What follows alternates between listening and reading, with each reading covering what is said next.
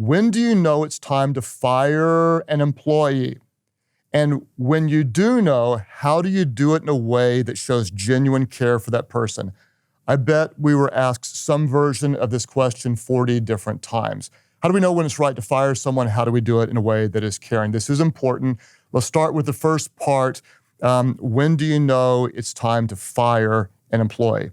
Let me just tell you this. More often than not, most of us fire later than we should. Let me say it again. More often than not, most of us fire later than we should. It's a rare leader that has a hot temper and fires too quickly. There are some that do it, but 98 times out of 100, we fire too slow rather than too quickly.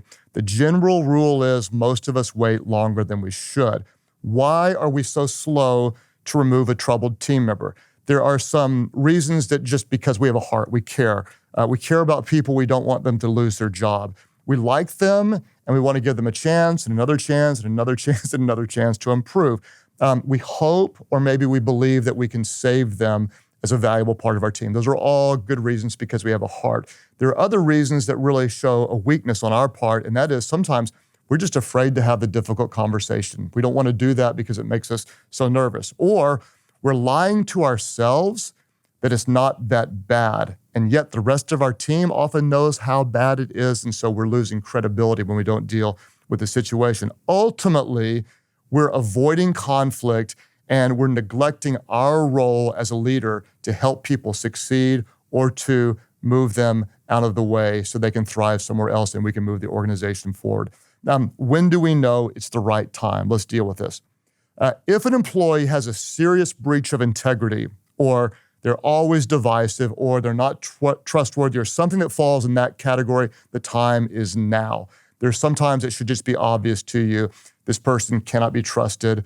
They're always harsh and critical. They lack integrity. The time is now. If it's a performance issue and they still have character and there are other good qualities, that's when it becomes a little more gray. If it's a performance issue that could possibly improve, we're going to approach it in a different way, and I'm going to give you 4 thoughts about it. Number 1, we want to tell them there is a problem. And I cannot be any more clear. You have to do this directly. We feel like oftentimes, we're going to come in and like shoot the breeze, like, hey, how's it going? How's your family? And well, kind of, no, you sit down and say, hey, you need to understand there's a problem in your performance. And that is the loving thing to do, is to be very direct, very clear, lead with that. You're setting the tone that you care, tell them there's a problem. Number 2, you want to define clearly what needs to change. There's something about their performance or their behavior or their attitude or something that needs to change, and you need to be crystal clear about what that is. If possible, you want their change to be measurable.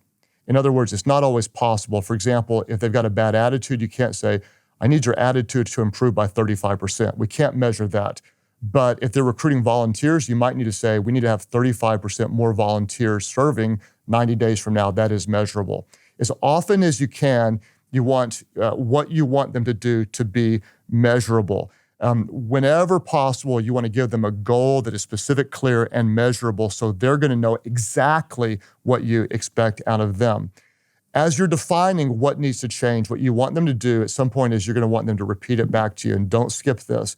You want to make sure they're able to verbalize specifically what's in your heart and in your mind, so they are 100% clear what they need to do to win the right to stay in the role. Now, I would recommend as often as appropriate to document this in writing. If you're having this kind of conversation, it's not only wise from a legal perspective, but it brings weight and accountability to the discussion. If you say, here's what I'm asking you to do by such and such period of time, and you write it down, even have them sign it, and if you don't, then you don't get to stay here. That may seem over formal, and it may be in some circumstances, but oftentimes it's the wise thing to do from a legal perspective, and also from oh my goodness, there's accountability to this process and we're documenting it. And so generally speaking, not always, but oftentimes you're going to want to do that. The third thing you're going to want to do is give them the tools to improve and a deadline to hit. The tools to improve and a deadline to hit. In other words, you're going to give them a mentor to help them improve, or a book to read, or a conference to go to, or weekly coaching meetings or a podcast to listen to or whatever, and then you're going to give them a deadline to hit. I recommend the deadline be no more than 90 days. We're not giving them a year or 6 months. We need to see quick improvement. Some people, it might be 60 days. We don't want the window to be too short where they don't have a chance. We don't want it to be too long where it drags on. Probably 60 to 90 days. We need to see improvement in order for you to stay here. I want to see you succeed. Here's what you need to do. Here's specifically what needs to happen by when. Then in the process, let's say it's a 90-day process, you're going to want to help them know where they stand throughout the whole process. At the end of 90 days, you don't want them coming in and saying, well, congratulations, you made it. Or, well, sorry, you didn't make it. You want them to know through the process with consistent, regular meetings where they stand.